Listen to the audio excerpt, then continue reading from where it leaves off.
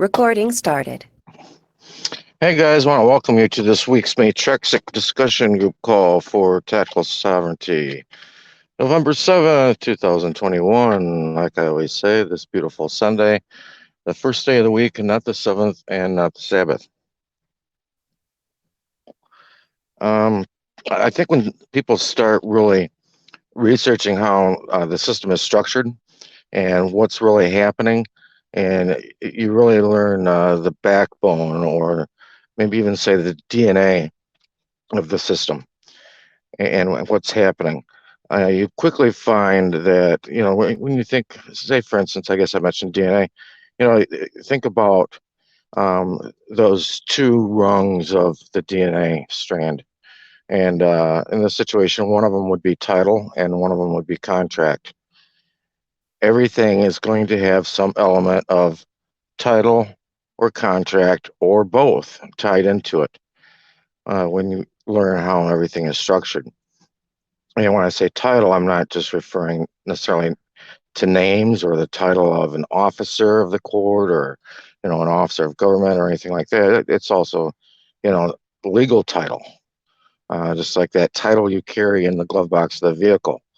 And we're going to be talking about one that looks very, very similar to that tonight, called the Certificate of Live Birth. People receive generally a birth certificate from the hospital, and the birth certificate itself, I've even seen it referred to in their writing as a souvenir. And that is kind of what it looks like in a way, something you'd put up on the wall in the baby's room. But there's also the title, which you can easily find is really the registration of an organization. Is what they've created. And as you could imagine, every organization needs to have officers. It needs to have an agent, has to have somebody at the top, somebody in control of it. And that's what they end up seeing you and I as. And so I wanted to briefly run through the process for the authentication of that certificate of live birth, that one that looks just like the title that's in the glove box of the vehicle. It looks just like the registration for a business. If you've ever seen a business registration, they look very, very much identical. And I've said for a long time, tried to explain for a long time, that these are not documents for the belly button boy or girl. And in fact, at one time, the document, I think I think they made a change in like around 1970. This document said right on it said boy or girl. And you remember when people have a baby at the hospital, they see people passing out cigars, and the cigars will have a band on it that says it's a boy or it's a girl. Well, the certificate of live birth no longer says boy or girl on it. They use a scientific term, male or female. Well, it could be a male or female anything. They don't define a male or female what. Unlike that certificate of title that is in the glove box of the vehicle, it might say that it's a Ranger, but what kind of Ranger? It's a Ford. It's a Ford Ranger. And they're letting you know what specifically that document is for, where it's a little more vague on the certificate of live birth. And you also have to keep in mind that having paper on, I'll just say human being, because that's a commonly understood term. I don't agree with it, but having paper on a human being would be slavery, point blank. You have papers on, say, maybe a prized dog that shows ownership, right? So if it was paper on a human being, that would be showing ownership as well. Even horses, prize horses and race horses specifically, they're all paper. They have birth certificates. You can go online and look up birth certificates for equine, for horses. So those should be little hints that point to us, that let us know right there that it isn't for the actual belly button boy or girl. And what it's for is for an organization that they create. And if you notice on the certificate of live birth, most commonly that registration isn't done until about 10 days after the actual date of nativity. So that date on the birth certificate, or the certificate of live birth rather, that says, for instance, mine says November 4. But if you look at the certificate of live birth, it says November 14th, about 10 days later. And I have seen some that people have where I guess the state was, I don't know, slow, lazy, whatever the case may be, as if that would be a surprise. But those were maybe even as much as a year after they were born, which I find kind of interesting. But I mean, even that there as well shows you that it really has nothing to do with the flesh and blood. If you talk to Vital Statistics, and I've listened to a lot of people who have, I've spent my share of hours on the phone with Vital Statistics, asking them numerous questions. And, they will remind you that this is for an event. And that's the way they will always state it, that certificate of live birth is for an event. And they don't go any further than that, which I will. The event that has occurred is the event of the state creating this organization, as they refer to it as. And the organization, of course, needs somebody to represent it, and people unknowingly do so. I've had people contact me and say, they're going to get their offspring's driver's license, first driver's license. And the only thing their state accepts for driver's license is a birth certificate or certificate of live birth. And I would say, okay, what state do you live in? Let me call you back in 10 minutes. And I call them back with a list of things other than the certificate of live birth that their state accepts. But normally that's just the first thing our mind goes to, or it stands out to us on that list of things that might be more readily available. And so we automatically think that. And I recommend to people, when you go out on an endeavor such as this, go ahead, call, Vital Statistics for wherever you're located at. Myself, I live on Florida. My place of nativity was Michigan. So I called Michigan's Vital Statistics. Interestingly enough, Vital Statistics is broken up into 5 regions, if I remember correctly. And the nice lady that I spoke with for a long time, she was actually at Texas. And she was handling Michigan's Vital Statistics from an office in Texas. And I guess it was a slow day, and so she had plenty of time to talk and chit-chat about things. And I remember when I ordered mine, I had told them, and when I ordered mine, I called the Department of Health, the State Department of Health, not the county, the State Department of Health. That's your first contact. And when I talked to them, it was just a short conversation over the phone, ordered 3 copies over the phone. And at the end of the conversation, she told me, all right, your birth certificate should arrive within 10 to 15 days. And I said, whoa, wait a minute. What do you mean my birth certificate should arrive 10 to 15 days? I said, I have not mentioned a birth certificate one time in this conversation. I've only mentioned a certificate of live birth. And she said, well, what do you need it for? And I told her, I said, well, I need it actually. I told her I was planning on getting married overseas because my mind clicked right to commerce. Everything is commerce. Even getting married is commerce. It's all business, all right? And when I told her that, she said, oh, well, you need a certificate of live birth then. And I kind of thought, duh, isn't that what I said?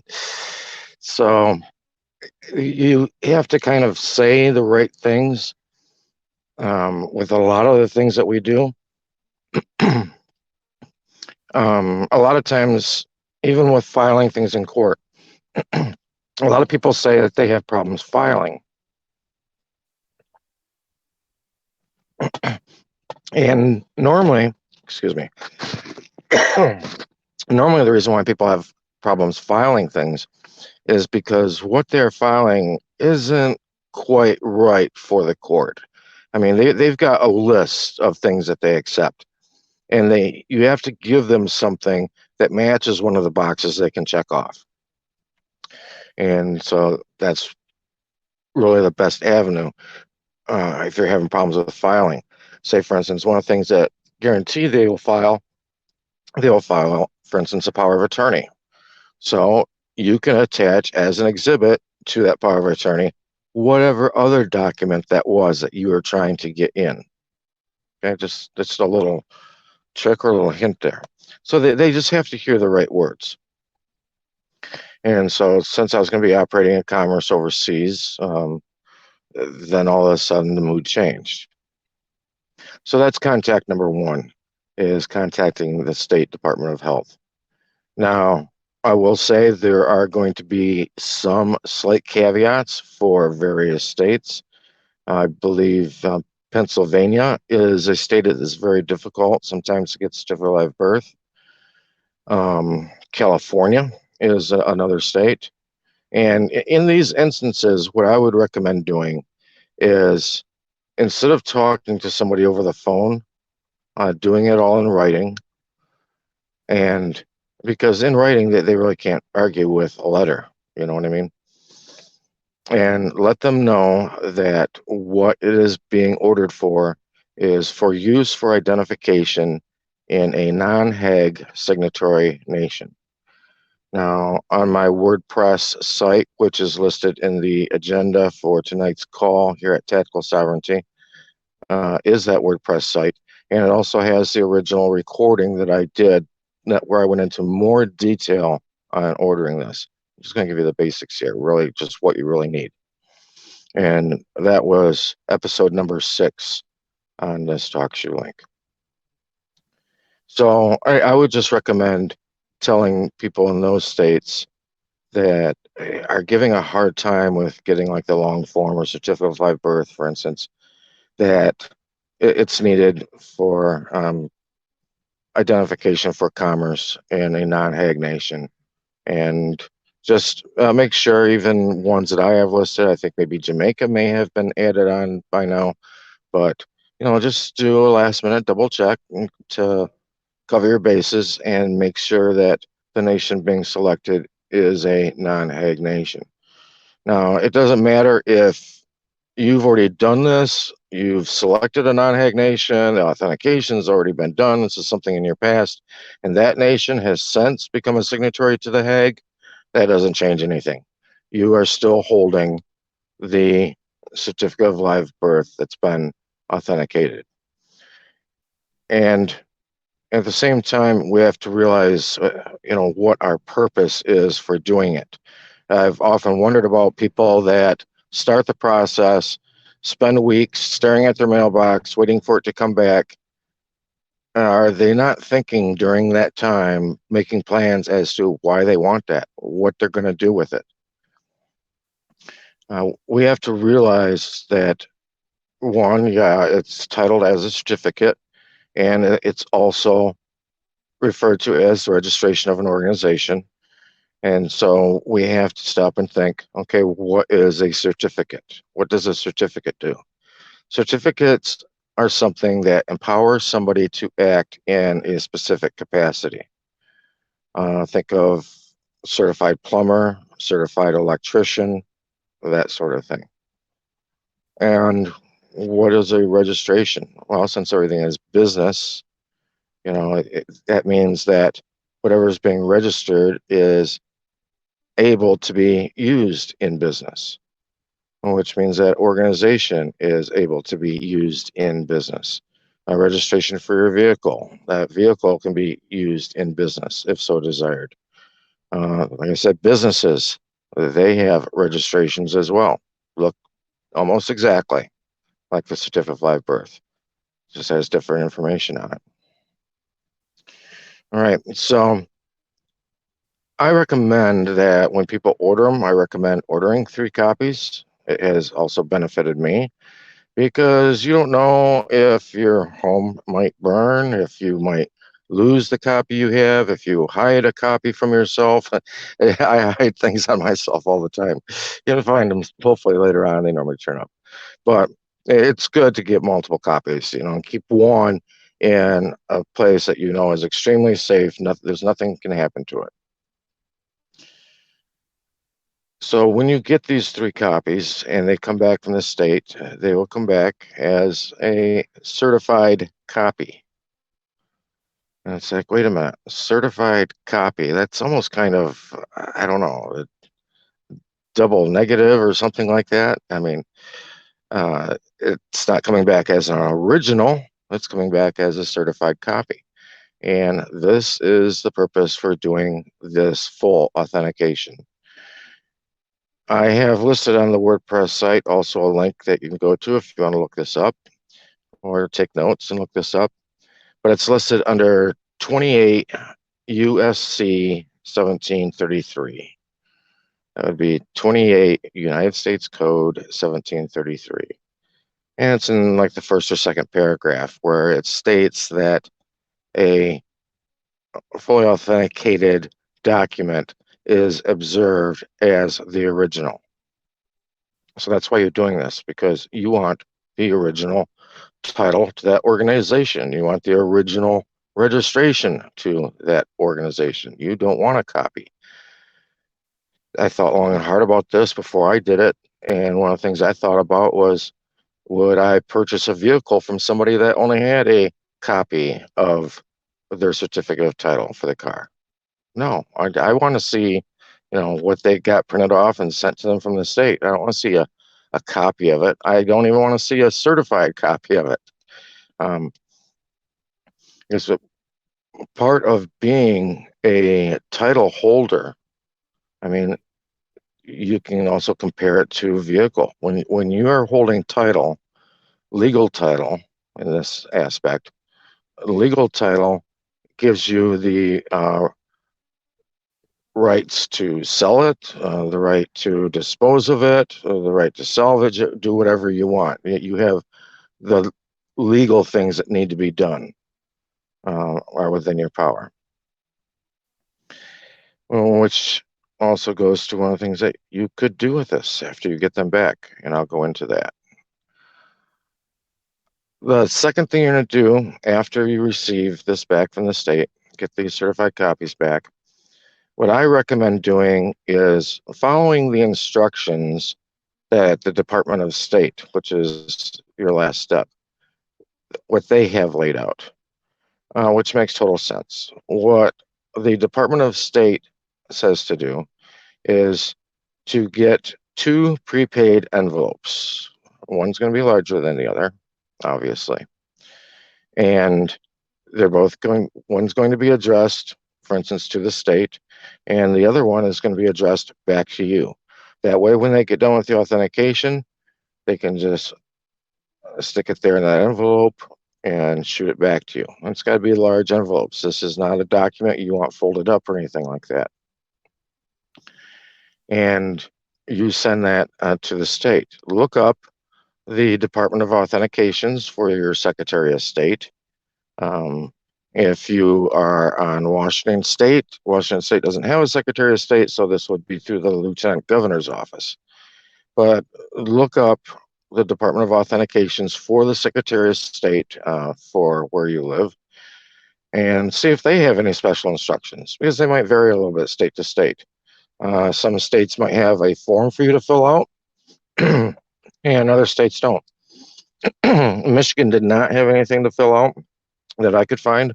So I just, typed on a piece of paper that, I needed an authentication done on these documents. Like I said, for identification while performing in commerce in a specific nation, like I listed Jamaica, for instance. So you send those off to Secretary of State. And I don't recommend trying to do any of the like tax per queue, anything. Try and keep everything so that you know it's going to go through. Nothing's going to get lost in the mail, whatever. Send them certified green card receipt return. That way you know they got there. You've got evidence that they were received. When you get those back from the state, then you're going to turn around and they will come bound together with a rivet. You're going to leave everything together. You're never, ever going to unbind these things. Some states might just put a seal over it, a foil seal over it, and then a stamp. But when you get them back from the feds, they will be riveted.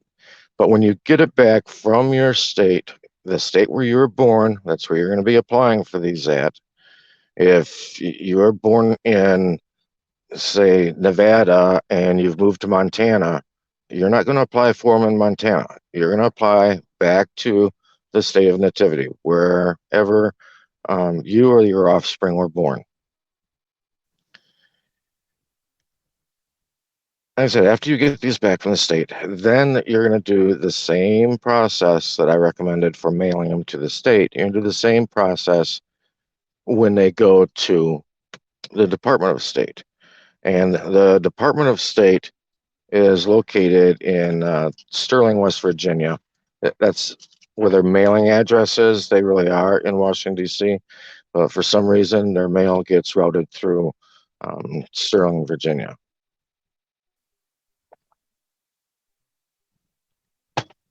And their address, I find kind of interesting. Maybe it's a code or something like that. But it's going to get mailed to United States Department of State Office of Authentications. And the part that I kind of seemed odd, like code or something like that. Part of the address is then you put capital letters CA /PPT /S /TO /AUT. All right, it's kind of like, looks like a conversion from caps to author. It's kind of what it looks like when you look at it written out. But yeah, and that gets sent to Sterling, Virginia. And then you'll be receiving them back. I listed on the WordPress site the link where you can go to the Department of State at to look at this. I also listed a portion of their directions on there and what they are doing. And on there, because I went and double checked today and make sure all the links on there still work and everything's solid. And I noticed on there that they had listed walk-ins and, how to do walk-ins or what time they accept them. As I'm sure everybody knows right now, they're not accepting walk-ins anymore. I think everything possible is being done that can be done to slow down the money flow. Kind of like a modern day baker's holiday, in my opinion. So it's going to have to only be done through the mail. And when I did it, it took about 2 weeks. Right now, with everything that's going on and them not accepting walk-ins, which means all of their business is coming in through the mail, they're talking 5 to 6 weeks right now for it. So you could probably maybe expect the same for your state. It could take a month to come back from the state, and say 5 to 6 weeks for this to come back from Department of State. So you could be easily looking at gracefully giving it maybe a 2.5 to even 3 month length of time for all of this to occur. But those are the basic steps for it. It's simple, but if you've never done it before, it seems like something more complex. I know when I first did it, I don't know what it was that I had erred on, but the state sent me an apostille back. And I was like, oh, no. It can't be an apostille. Because the apostilles are specifically only for the Hague signatory nations. I wanted something that was more all-encompassing. And, some people say that what this does is it pulls the legal person out of the system. I don't necessarily agree with that. I'm not going to make any great promises as to what it will do, but I just want people to kind of think of what kind of authority lays behind having the original title or registration to something. Is when you have that, that's when you get to make the decisions of what you do with it and how you handle it, how you handle your relationship with it. Hey, it's an organization.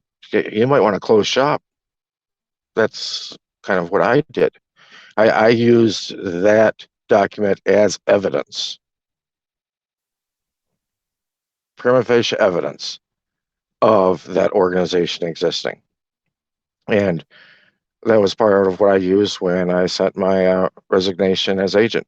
So I'm not going to be the agent for the organization you created anymore. I told them, if you feel the need, go ahead, find another officer for it, but it's not going to be me.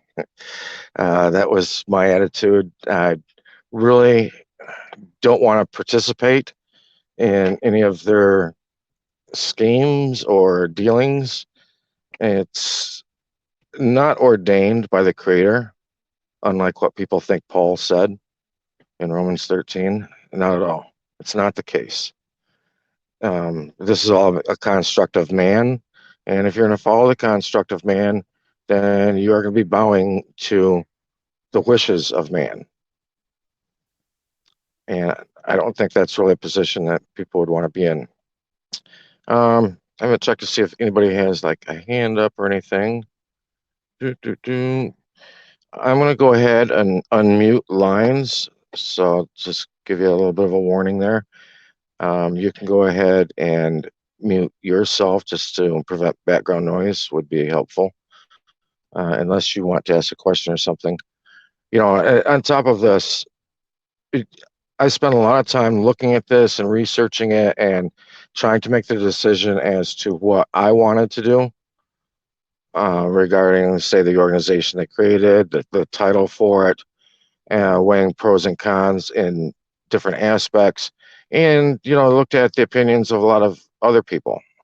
I heard people talking about how when they learned about like the whole scam and everything like that, them and their boyfriend went out and they had a ceremony and they burnt their birth certificates and they burnt their driver's licenses and burnt their social security cards and things like that. And I thought, okay, that just means you don't have a copy of what already exists. You didn't change anything. Nothing at all changed by you doing that. Other than the fact that you don't have any copies of your own. Which, if you're going to want to make any changes with any of those things that exist, guess what? Now you got to go out and you're going to have to buy copies of them again. So that really wasn't a way to go about it. And I heard a lot of people say, well, you shouldn't have to do anything. It was all done in fraud. It's all BS. Well, we shouldn't have to do crap. Well, I'm sorry. Yeah, that's an easy way of thinking about it and just walking away from it. Unfortunately, the opposing party is not going to be looking at it in that way whatsoever. If you're in front of a judge, a police officer, any Leo, any law enforcement officer, they're not going to be looking at it in the same way. And what people, the bitter truth to all of this is that whether it's a birth certificate, driver's license, et cetera, library card, I don't know. We have been contracting ourselves in. We've been putting on the chains ourselves, tighten them for me, master. They're not quite tight enough yet. We've been contracting our way in all this time, step by step through the years, whether you go from the time of birth or the time to be registered at a school or the time to get the driver's license or join the military, get a voter's registration, whatever. You're slowly little by little, contracting yourself in. Each little thing doesn't feel like a big deal. But then when you come to the point in life where you look back and realize what all of those things are and what they were basically doing according to law, and you want to go back and correct it, now it's something big. I was on a call with a gentleman today and listening to him talk, and he was saying, well, I just want to find a way I can get this fixed by tomorrow. And I just thought to myself, the same thing I just said. You've been contracting in all your life. You're not going to have this fixed by tomorrow. Be patient. It's going to take time. And that's actually a good thing, because during this time, it gives you a chance to do more research, to look more into it, and research more about what you are going to do with these documents, how you're going to use things to benefit yourself. So anyway, let me jump over and see if I can unmute people without much background noise. If anybody has question or anything, we kept this down to a half hour. That's pretty good. All right. So your line should be unmuted. And anybody has anything they want to bring up, any questions, feel free. This is the time to do it. That's what these podcasts were set up for. Hey, Brian, how are you? This is Sid Leo. Hey, Sid Leo. What's going on, brother? How you doing? So, I had two questions while you were talking. I've heard you mention your steps before, several times before. The first question is, when you gave up your position as the registered agent, did you also rescind your Social Security card? No. Okay. All right. Well, let me tell you why I Right. didn't do the Social Security, or why I haven't. Let me put it this way: why I haven't done anything yet with Social Security, is because myself and a few other people are working on some things when it comes to Social Security right now, because of things we've learned. And so, and this is part of what I recommend to people: go slow on these things. That way, when you do it, you can ultimately benefit yourself the most, and you don't, entrap yourself even worse, if you know what I mean. Okay. The next one is, when you actually did send in your resignation, is that recorded in public record? Has it been pushed down to public record? And how would you be able to know? Do you do a Freedom of Information Act or something of that nature to actually see that? No. And a lot of people with a lot of the different things that they do talk about going and filing things or recording them in the county courthouse or whatever.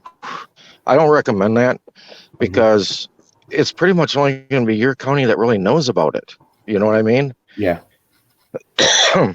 Unless you get like a timestamped copy from them, and you carry all these docs around with you everywhere, every time you go someplace. That way you can show it if you have to, which Right. it's not going to matter to any police officer you show it to, because they don't care. You know what I mean? Right. And that's why everything I did, like with rescission and with the declaration I sent off, everything I did was initially through the Secretary of State. Right. Because as you read through United States Code, it constantly says, according to the Secretary, or pursuant to the Secretary, or as the Secretary allows. Right. So I went to the Secret of Ares, the God of War. They're the ones in charge. Right. And the Secretary of State is the one who puts all your most current info in at the top of the line.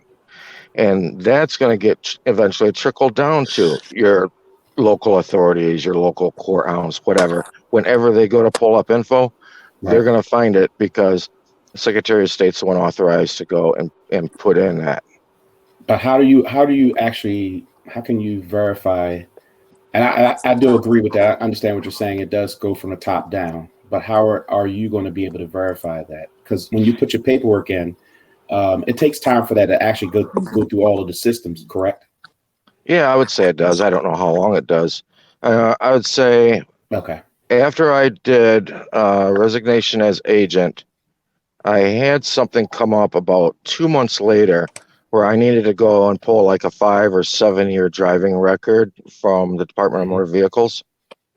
And I've mentioned this before, but this would be a good time to reiterate what happened. I went in and sat down at the desk. Girl said, no problem. She went, something got run off from the printer, and she took it, set a piece of paper in front of me, and she started typing on her computer again. And she looked back and she said, is there something more you need? And I kind of laughed to myself. I was like, no, no. I said, this is the paper right here. This is it. And she said, yeah. And I says, where does this come from? She said, Tallahassee, the capital. I was like, okay. And she said, is there something wrong? And I said, nope, nope, it's fine. The issue was that I could think off the top of my head at that time of probably 4 or 5 things that absolutely should have been in the records on that piece of paper. But that piece of paper was blank. There was nothing on it.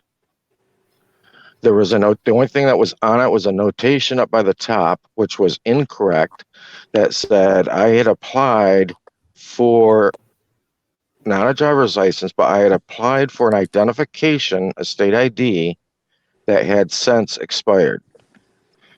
And I thought that was kind of curious because I've never applied for a state identification.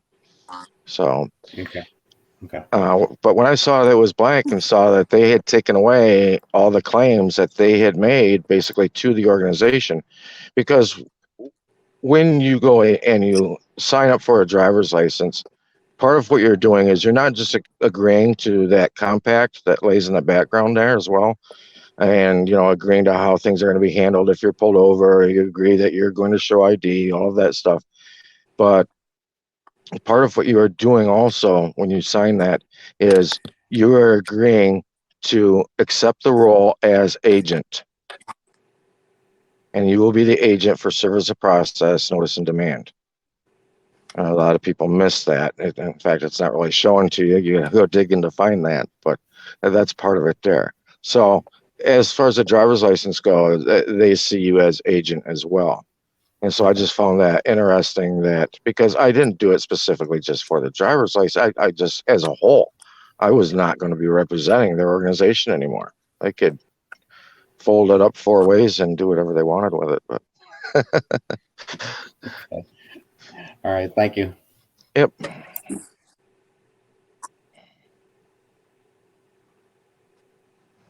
Well, I think this was a quick and short one tonight.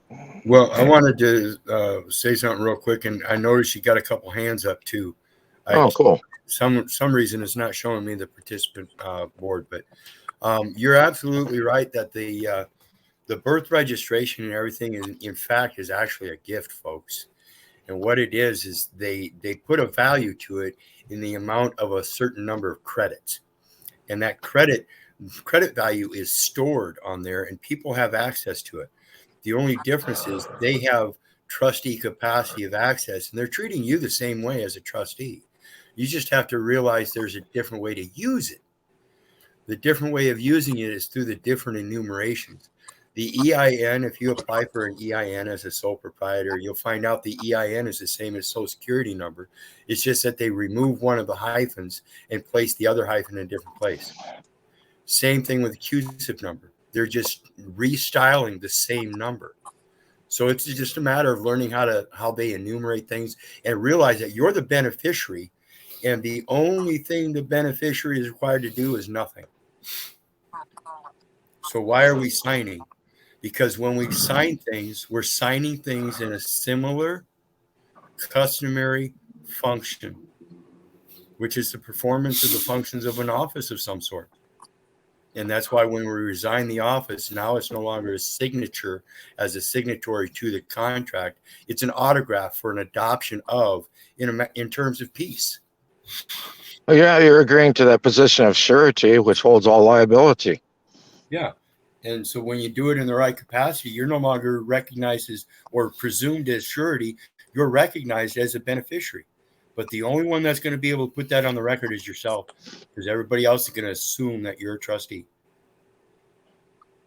Okay, let me take a peek here and see who's got hands up. Oh, John Vincent, how are you doing, brother? You should be unmuted now. Yep, you're unmuted, John Vincent. So what I did was we got this big old bag of pre-cooked. All right. Well, May I ask a question? yeah, who's this? Well, I guess it's just my number, but my name is Michael. Okay, Michael, what's up? Okay. Now, I've been following you and Keith, and I've followed a bunch of people. And everybody keeps saying the maximum law, one cannot control what he did not create, right?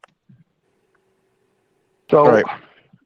Technically, maybe this is just my view, my opinion, but technically, we did not make this birth certificate, live birth, but you're still, I guess you're still bending a knee to somebody else. That's kind of my viewpoint. Well, I think that's one of the reasons. That's one of the reasons why I make you a what? I mean, couldn't you make your own birth certificate and use your own seal, which would be what God gave you as a thumbprint or whatever? I mean, I know everybody's got their own ways. Just weird questions, I guess. Yeah, you're actually supposed to. You're supposed to do an entry in the front of the family Bible. That's where it's really supposed to be at. Yeah, when you're able to come forward with two or more witnesses, and you've got their record, and I'll explain this here in a minute. You've got their record that you adopted, you recognize, authenticated, and then you've got your own record where you got your own birth registration, and they both concur that neither one of them would exist without your physical presence. So whether anybody thinks that they created that record or not, it is only a derivative of yourself to begin with. They wouldn't have been able to create that record if you had not existed. That is the equal consideration. And now that the record must recognize you as the principal, because again, without you, none of that would have existed. So now you got two records concurring that you are the principal. So it's a matter of settling the accounts and returning any remainder value back to the principal. I yield. Yeah, I recommend people, it's not really fun to do. It's 700 pages, but pick up the book, Law of Agency. The Law of Agency relates to contract and tort. Very, very interesting book. And this goes back, it was, I think, first printed like 1902, but it's a compilation of stuff that was accumulated over hundreds of years prior to that. So anyway, I've got a 407 with a hand up. 407. Hey, can you hear me? Yeah, how you doing? Can you hear me? Yeah, how you doing? Not so bad. I guess I'm doing good. I wanted to follow along with the last gentleman that these laws, these records, these aren't the word of God from the state. Now I'm losing my thought.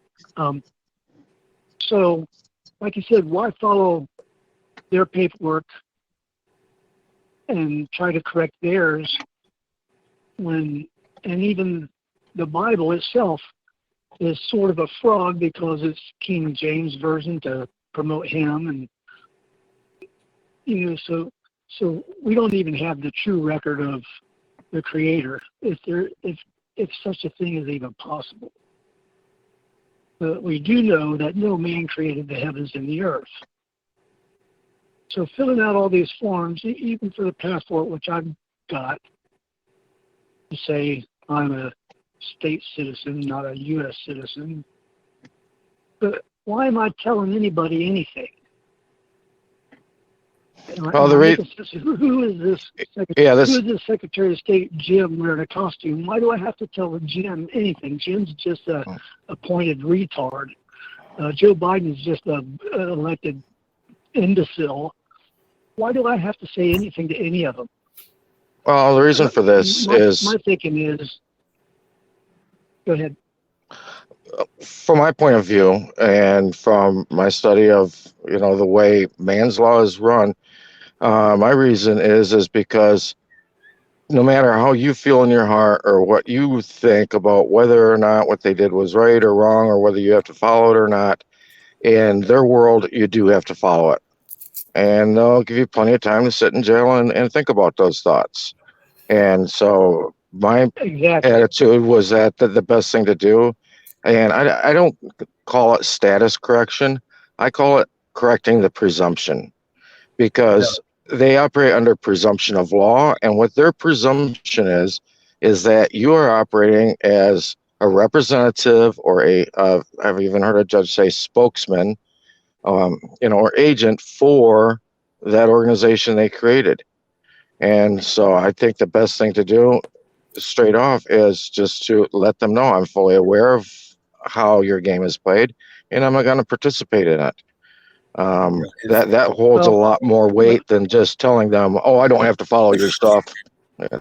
Yeah, and I find it much better to go forth peacefully and let them know I'm not here to destroy your law. I'm here to fulfill it. I'm not here to make accusations against you. I'm here to let you know there are errors in the record, and the record must reflect accurately. Now, I'm sorry for my mutual mistakes in entering those errors, and please, I repent. Please forgive me as I forgive you. I just want to correct the record. I yield. But you're repenting to a judge. You're going to, before you get to that judge. No, I'm repenting for my own errors for entering those data elements. I'm repenting for my own errors. Okay, I understand that. Okay, that's the repentance. I understand that. Okay, but you're doing it to a judge or something. Before I'm doing it in public to everybody. I'll let everybody know I make mistakes. Let me, hold on a second. Okay, I understand that. Please let me finish. Okay, finish. I want to clarify something here, though. Go ahead. Yeah, I know what you're saying. You said you're going to it. You're saying you're going to a judge and you're repenting to a judge, and you should be under. You're going to 15 people before you even get to the judge. 15 imbeciles that don't know anything about anything. They're just trying to kick your butt and get you to the judge. Oh no, yeah. See that what I want to do is avoid those situations, and that's what I've done is avoided those situations. I mean, the things I have done have had results. I've been pulled over twice in the last year. No driver's license, no insurance, no registration. Did I go to jail? Did I have problem? No, I was back home, but delayed maybe 20 minutes or so. But anywhere that I've ever known of, especially down here in this area, those things are go directly to jail, don't pass go, do not collect $200. There's many things that I know of from friends of mine that I've essentially seen firsthand who went and followed this process, and I've seen things that they almost got caught up into, and they walked away when everybody else didn't. Okay. Like I said, I didn't want to bring up these claims this evening on what it's going to do. I'm not making any guarantees or anything like that. Now, as far as with what Keith was saying, one of the biggest problems in English has been the bastardization of the English language. And when Keith says repent to most people means you're in front of the judge saying, I'm sorry. No, repentance is not that at all whatsoever. To repent means to change your ways. This is kind of falling under the doctrine of lashes that says, I've seen the error, something screwed up here. Now that I'm aware of it, I'm going to do something about it. Because under the doctrine of lashes, if you continue on 2, 3, 4 years after you've learned of this error, never did anything about it, then guess what? The way they look at it, it's too late. So as soon as you see the error, you see what they've done, you do what you can in the best of your ability to correct their presumption, correct the situation, and move in a different capacity. You are repenting. Repenting means to change your ways. It doesn't mean to say, I'm sorry, please forgive me. Repentance is a change of your path. Okay. All right, I've got I was just thinking. all right. Ray, is I was just Ray thinking- here? How you doing, Ray?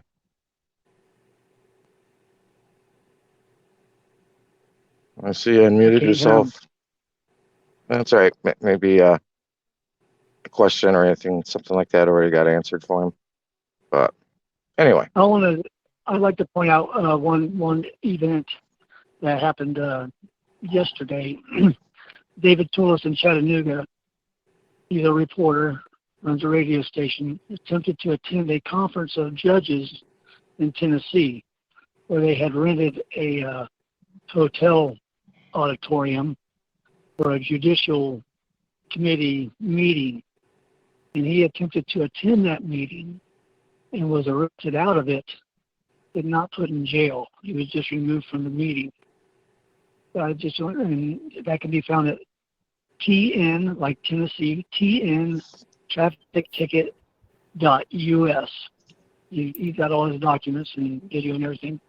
But what he proved to the world is that the judicial branch of government in Tennessee can hold public meetings in secret and ban the public from attending their meetings. So we're not even, the people are not even permitted to attend a conference of judges, at least in Tennessee. Yep, that's absolutely correct. And that's one of my issues with it being called, for instance, even a public courthouse.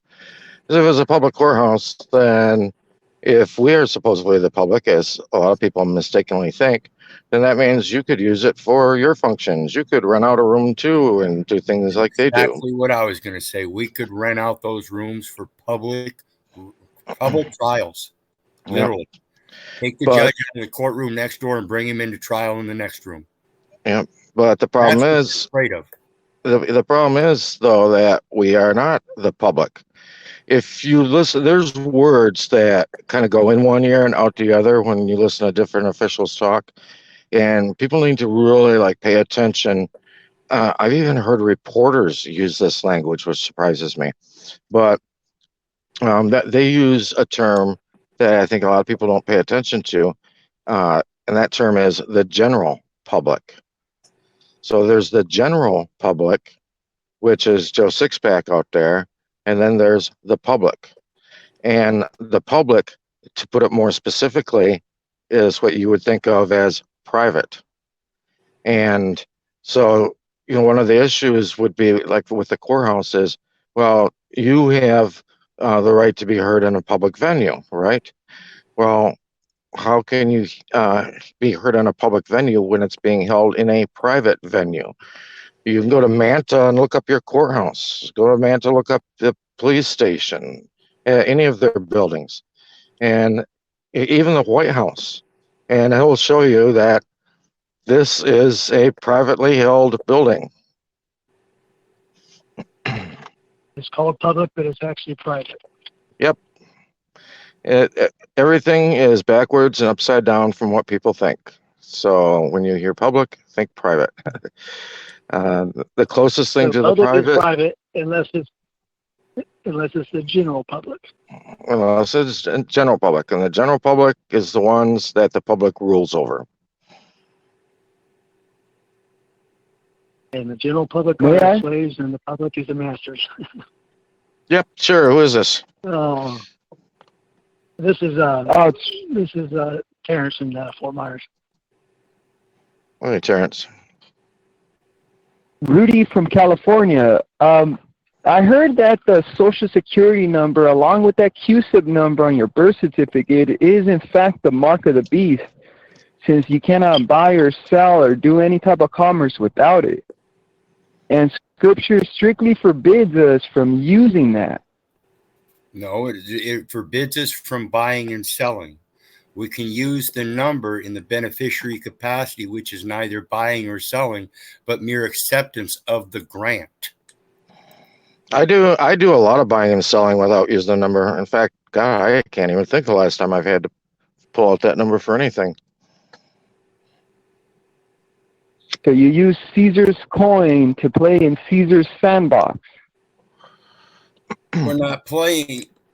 Again, we're not involved in the game. Yeah, that's all I use it for. Yeah, you can look right on your money and see on there how it can be used, because it's got two different capacities for use. And they're listed right there. All right. It doesn't necessarily have to be evil No. if evil men were manipulating it. It could be a good thing for people to be able to associate with each other in different capacities, because the guy with the eggs doesn't necessarily need all the plywood. But he can trade his eggs for pieces of paper that are mutually acceptable among the people generally in a peaceful context. The problem is we got liars and thieves and pirates wanting to control it all. Exactly. And we It's know not in the necessarily commercial a terrible realm, thing. yeah, and we know in the commercial realm, it tells us the thing is defined by its use. Yeah, you know, when it comes to the mark as well, you know, you stop and think. It's on the hand and the forehead, right? Well, what is the hand? The hand is a symbol of force. It's what you are physically doing, and the forehead is the mind. It's what you're thinking. So if the mark is showing through your actions and through your thoughts, then I would say that people have had the mark on them for quite a while here. I've got Christina with us, and I wanted to open things up for a lady to come in. How are you doing, Christina? Christina, thank you for taking me. I was curious, it's not using the driver's license, which I'm opting out of. What do you use for identification, like in the case of traveling and needing to rent a vehicle? Well, there's, you know, that they've tightened down a lot on things. I had made up an identification for myself a few years ago, and then they really started tightening down and making sure everything's got to be a state issued this or that. There's other routes of going through things, as far as even like car rentals. They can be rented through maybe a trustee of a trust, for instance, something like that. We just have to think of, you know, not doing things the way that they teach all the peasants to do it. I mean, a lot of things, I remember when I was growing up and I'd ask mom and dad questions, they would just say, well, it's because that's just how it's done. That's how everybody does it. Well, maybe that's been kind of the problem, is we've just been doing things one way. We've never explored that there's multiple ways of doing things. Because if you were to look at maybe the upper 1% or the 1% of the 1%, actually, and how they operate in this world, they aren't doing things the way everybody else is doing them. They handle their business much, much different. And I think that's what we need to start paying a little closer attention to.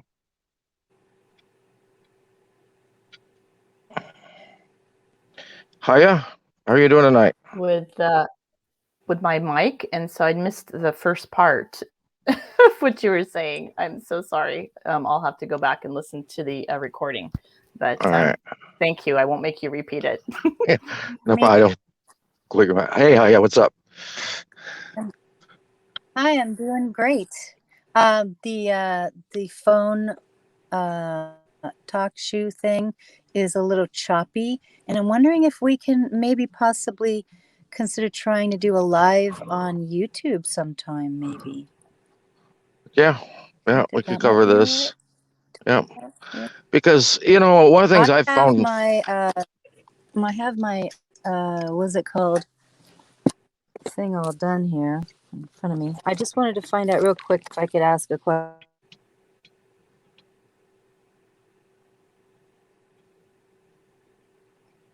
I think you dropped out.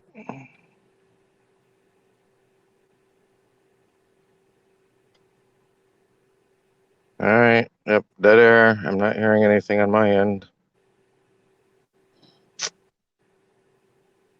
Okay. Well, maybe Hiya, we gotta wait. Yeah. Maybe Hiya, we have to wait for your end to open back up. I know sometimes on Zoom, they're kind of in and out sometimes too. So anyway, yeah, the main reason for doing this was actually to get something put up to YouTube regarding instructions for the authentication process. Because when I went to do it a few years ago, there was no instructions anywhere. And I mean, I worked on it for close to a year because I want to make sure it was done, as correct and best to my ability that it could be done. And I heard people talk about it and stuff and saying they had done it and talking about different results and things they were using it for and stuff like that. But I just couldn't find where anybody provided any instructions. And that's why I ended up doing the instructions, ended up being on episode number 6 of this. And so now we're just kind of doing a recap on it on episode number 260. I think I had dropped off the board completely. Well, like I said, people can look out for her channel as well. I might do something with her, and I've been with her several times over at her channel, and see it on YouTube. And this will probably be posted up sometime this evening. I think I was back. I was back with her hand up, but there's no microphone listed for her. And she's gone again. Anyway, I just dropped my link for Facebook and my WordWise Warrior site for her as well. And I just recently, that's why I mentioned the stored value card. I've just been recently doing some research on redress, and that's done through the Homeland Security. So I'm working on redressing the Social Security number for a transit card. But I'll talk to you about that later on, Brian. It's interesting. All right, guys. Well, like I say every week, if you really want to learn what's happening, the best thing to do is start with learning who you really are, where you're really at, and where you're really from. Because their deception with everybody on those 3 things has made everybody very malleable to them. It can easily sway you in any direction because you don't have a strong foundation. And if you go to look for this recording on YouTube, it's on YouTube, the same name as this talk show, Brian Parker, Tactical Sovereignty. Yeah, somebody had a question? Yeah, I wanted to add, if you want to find David Toulis on YouTube, it's Nooga, N-O-O-G-A, Nooga Radio. And he provides all his documents and everything. He sued the governor under mandamus for COVID. He got the state of Tennessee to remove the Social Security number requirement to obtain a driver's license. He did that in the Supreme Court in Tennessee. So he's not a Hanyok. He's a good guy. Yeah, I've got him on Brian, my I friends like your list. information. Yeah, if I've got him on my friends list. I like your information. Nuge Radio. He does a very good job. I'll reaffirm what you're saying. Yeah, he's a fighting gentleman. He really is. And Brian, I'm going to go back to episode 6 and get the short form on how to do things, because I have to go back to Ohio myself as far as the birth. And thank you for all your studies. Thank you. Absolutely, guys. I'll see you next Sunday night, 9 p.m. Eastern. Good night, everybody. Enjoy the day.